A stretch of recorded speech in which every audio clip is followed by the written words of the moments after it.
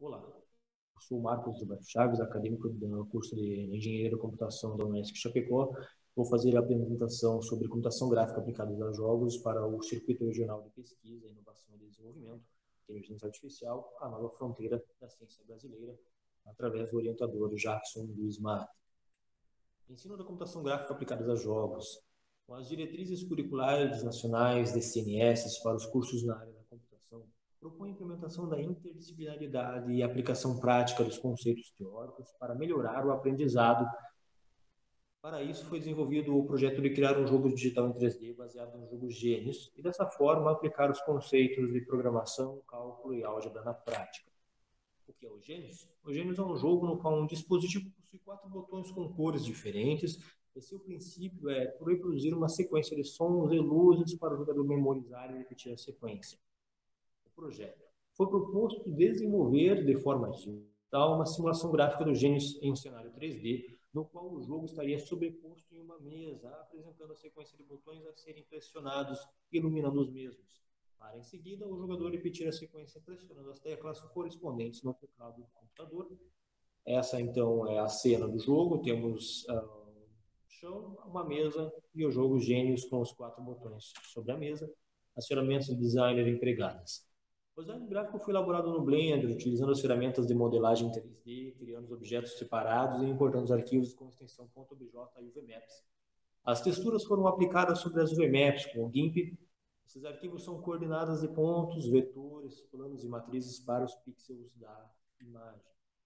Aqui, então, temos o cenário de novo com as cores, as texturas de todos os objetos.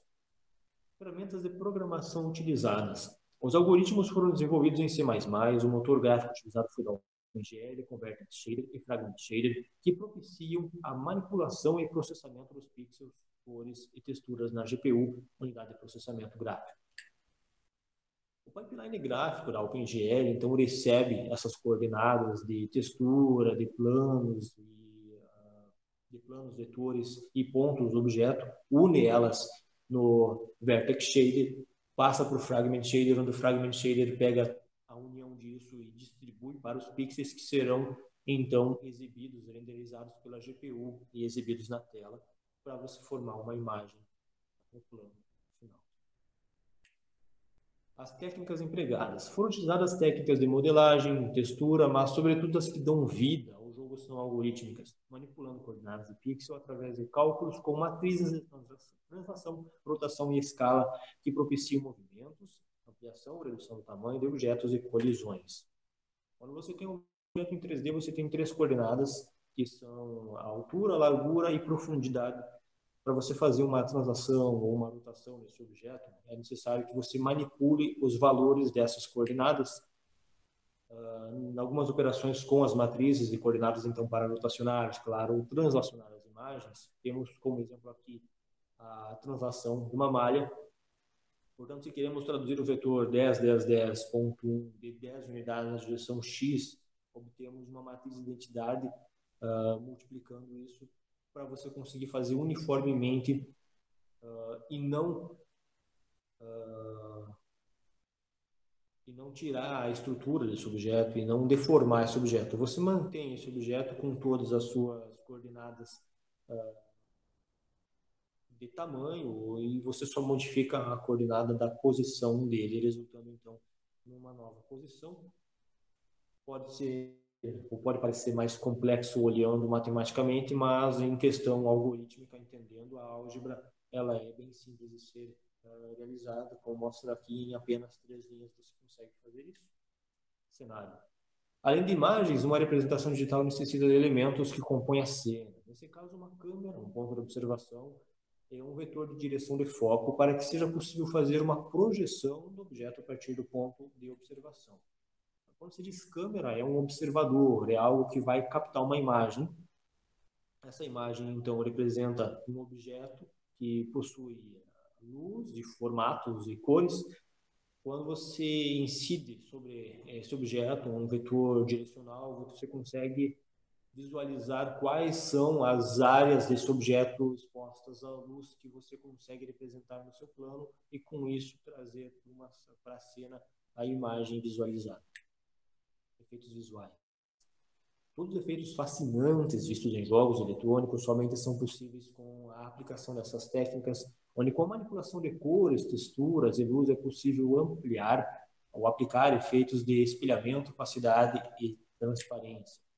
Aqui temos o exemplo, então, do jogo Gênios com um botão pressionado e a luz correspondente a esse botão exibido.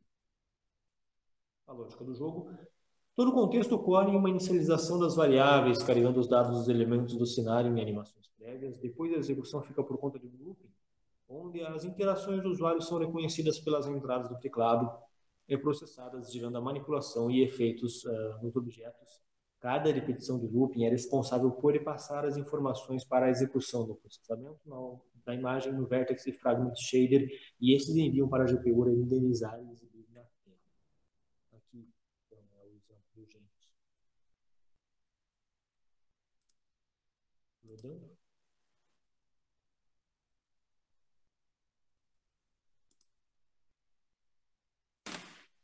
Toda vez que o Gênios inicia com apenas um único botão sendo pressionado, o usuário, o jogador, precisa repetir esse botão pressionando ele, o score desse jogador é incrementado e o botão também é incrementado. Quando você começa com 1, passa para 2, 3, 4, e conforme o jogador vai acertando a sequência de repetições, o jogo vai ficando mais difícil.